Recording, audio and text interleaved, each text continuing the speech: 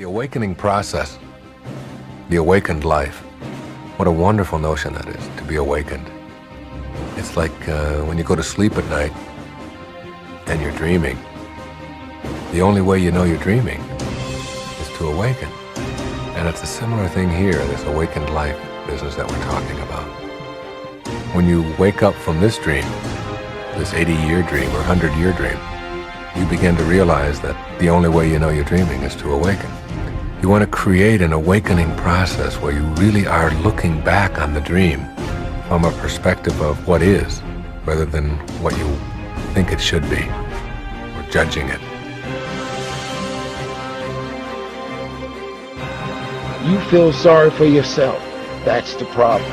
Even when positive people are trying to give you all this good energy, you have tricked your mind to turn every positive thing that they say into something negative.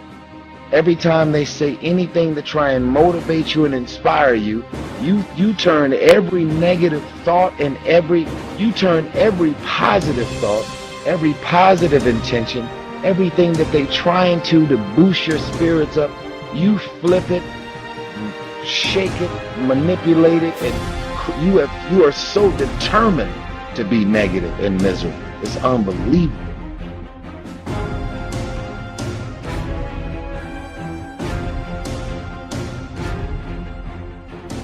And I've got to separate what I do from who I am.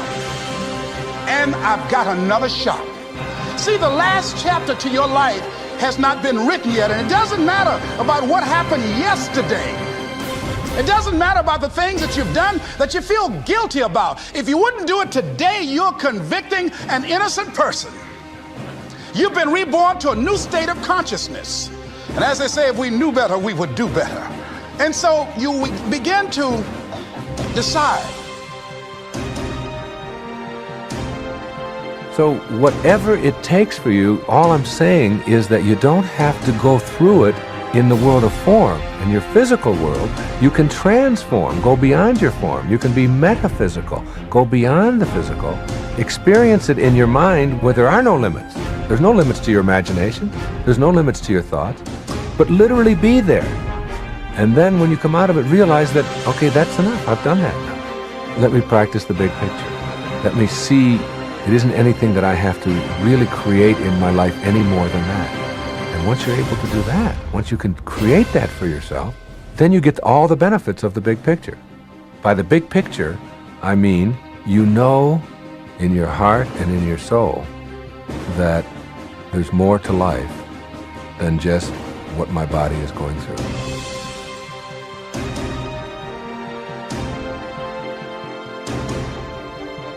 What this power is, I cannot say. All I know is that it exists, and it becomes available only when a man or a woman is in that state of mind in which he or she knows exactly what he or she wants and is fully determined not to quit until they find it. When you see yourself moving beyond that success, that performance, that achievement that so motivates your life, and begin to awaken to a new level, to a whole new level of experience. The first thing you'll notice is a tendency to think and act spontaneously, rather than on fears based on your past experiences.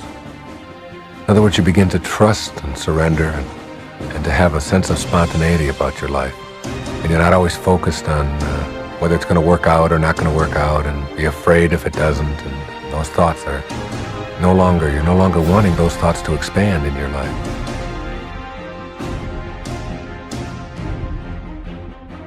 You set some high personal standards for yourself. You're not competing with anybody else. You're just unfolding yourself to be the best person that you can be.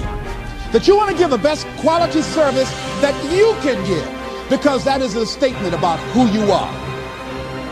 The other thing that's the key to self-motivation is recognize the fact that you're going to get into some slumps. Recognize the fact that you're going to encounter a great deal of failure in life. It goes with the territory. But in the face of that, you want to be relentless. When you want something, Don't expect everybody to say, oh, come on in. Oh, you want this? Oh, great. We want to give this to you. You're such a nice person. You're doing it for your family, aren't you? Great. No, life isn't like that. But you've got to decide that I'm going to be fearless. I refuse to be denied. And I'm going to go all out. I'm going to be relentless. I don't care how many no's I encounter. You know, the times when there's chaos around and you think, oh my God, I'm never going to get through this. You suddenly can stop yourself in the middle of that and see the irony and the fun and the joy in it. In the quiet times, and even driving back and forth to work, or you find yourself having this unmistakable new ability to enjoy every moment that you find in your life and to treat it all as a gift. It's a sign of the awakened life. You also find that you're developing a loss of interest in judging other people. You're off of judgment. You're moving beyond that. You understand the truth and the notion that you don't define other people with your judgments. You define yourself as someone who needs to judge. That each one of us is defined by our own thoughts and our own actions.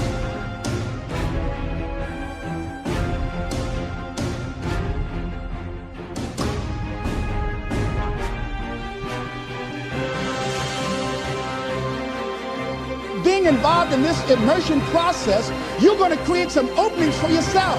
You're going to get some ideas. You're going to feel your adrenaline flowing, and you're going to think about some idea you had, and you say, I want to go back and I'm going to look at that again from a different vantage point, not from the level of the problem or the obstacles that I encountered, but from a higher vantage point.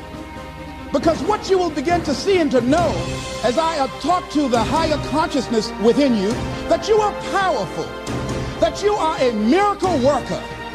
And that inner conversation has conditioned you to believe that you are not. And as you begin to discover the truth of who you are, whatever challenge that you're facing in life, and if you're living, you're facing some challenge, you'll begin to know that you're powerful and that you're a miracle maker. I have actually fought the world. My life has been a constant battle with the world, because I chose to live with one individual that I could most confide in, and that was my own self. If you died today, what dreams, what ideas, what gifts, what talents, what books, what voice, what stories will die with you? How easy and how convenient it is for us to blame everything and everybody for the things that we have going on in our lives.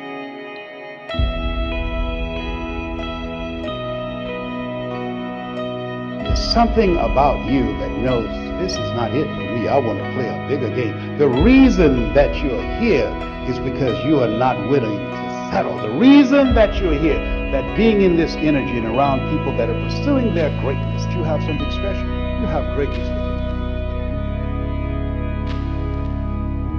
I'm very clear that I believe that life is about leadership and being truthful to yourself. So I believe, number one, that the mandate for any great relationship and the mandate for anybody to lead their own life and not be a follower is you got to see things as they are, but not worse than they are. Because that's where most people go. That's where they go in relationship. That's why they start to tear it down. That's why the relationship starts to break down, because people get scared when it isn't working out, and then they make it worse than it is so they don't have to try.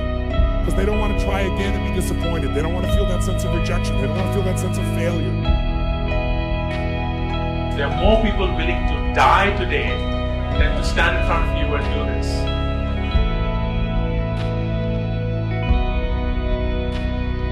You've got to watch the people, the relationships that you develop. Have people of kindred mindsets. If you're around folk who are dead and negative all the time, they will affect you.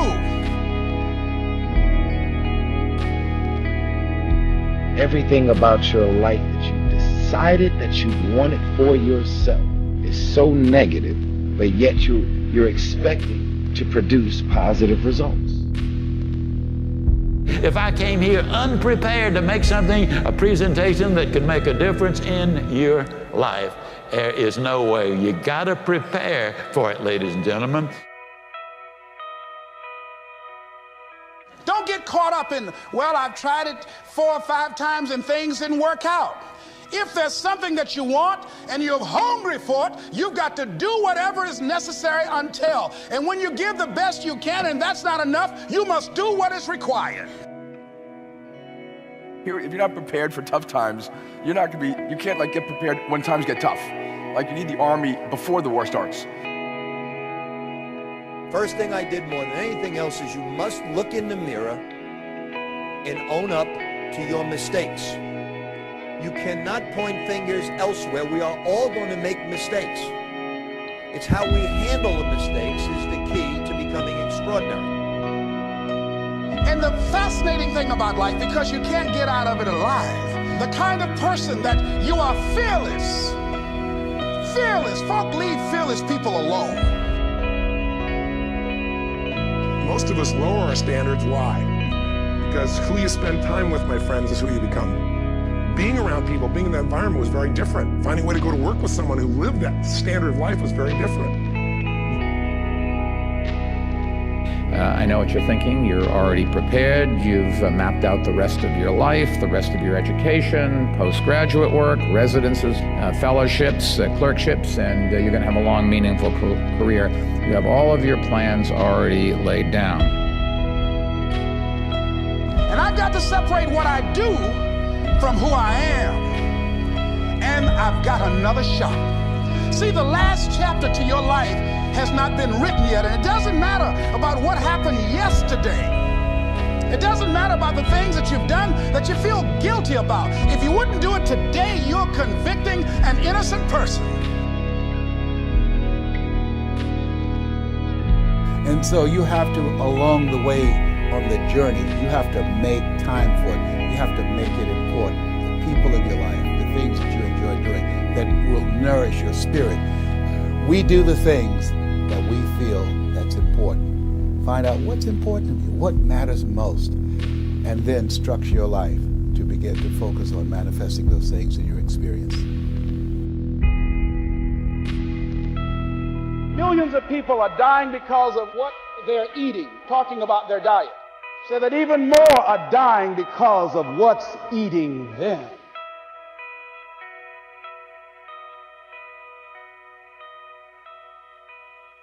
God favors the prepared mind. So you have to be prepared to take advantage of that luck. Luck you need, but be prepared to seize that luck. And I'm not going to let anything stop me. I deserve this. I'm going to do it until.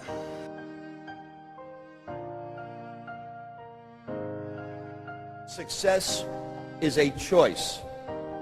And it truly is.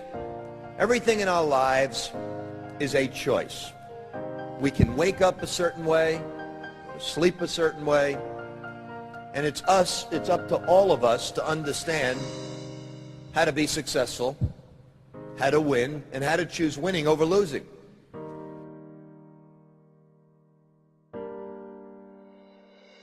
Spending time with yourself so that you can live an integrated life. So you put things together that you know you've got to do, but you also got to take care of you so that you don't burn out, so that you don't become overwhelmed with all the stuff that you have to deal with.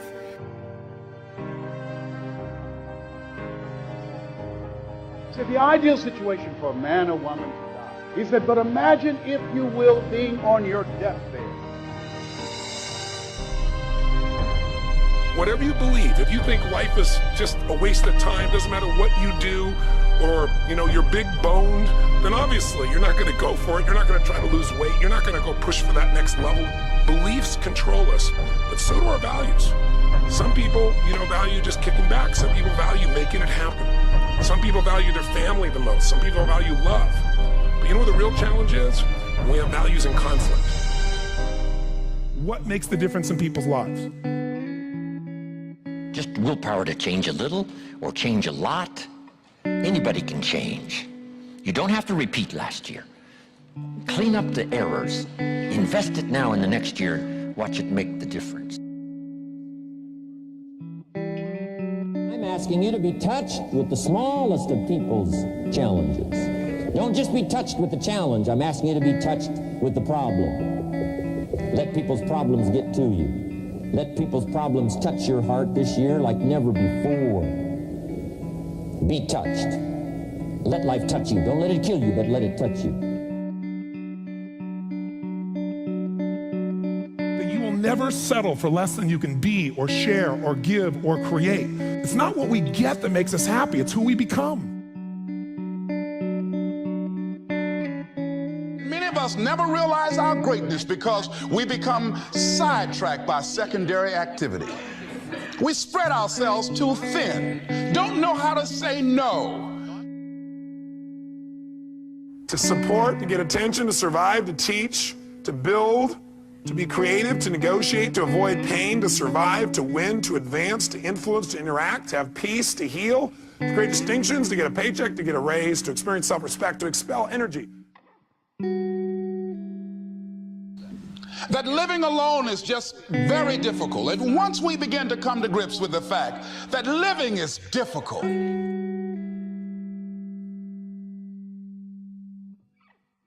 because most of us in our lives, out of our desire for respect or achievement or love or connection or something, we've been trying to be the way we think we'd have to be in order to get that love, respect, appreciation, whatever it is we've been after at some unconscious level. And we've been doing it so long that we think that this is who we are.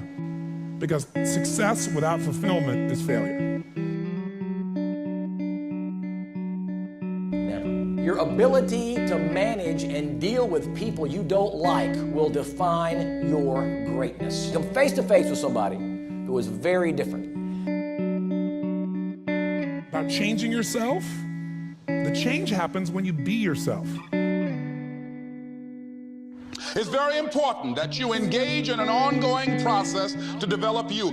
Spend more time on yourself than what you've been spending. Do you know why people think or know that it is impossible for you? Because it is impossible for them.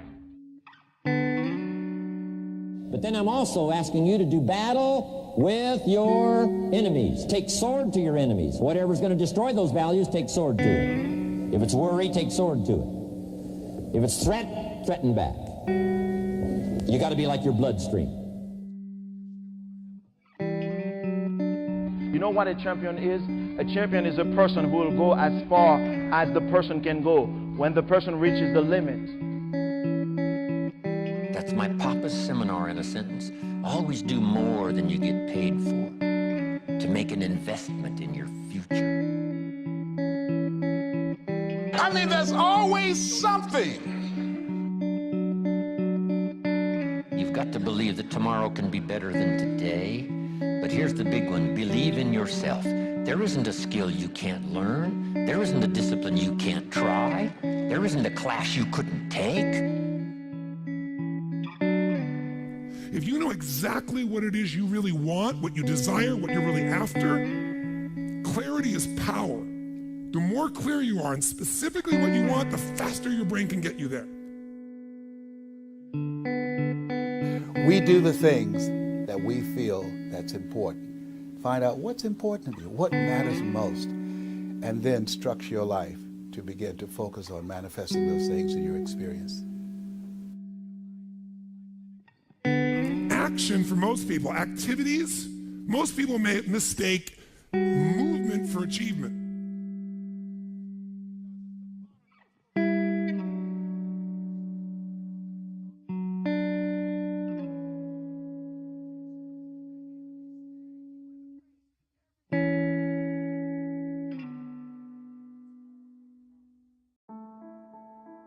Is that ideas matter. Now people say, of course ideas matter. What kind of stupid life lesson is it that ideas matter? There are some things in life that are out of your control that you can't change and you gotta live with. Fear will get the worst of the best of us, and peddlers of influence count on that. Don't be afraid to make a mistake, because you know what you can do if you grab the wrong one? Drop it and pick up another one. It's okay. Seize the day. The choice that we have, though, is either to give up or keep on going. I want to ask you, what are you going to believe? Are you going to believe in yourself? Are you going to believe everybody else's judgment on you? Are you going to believe people when they say that you're a failure? When no one really likes you, no one really cares about you. Even if you turn around and look at your own sort of personal lives, the idea, what you choose to do, does matter.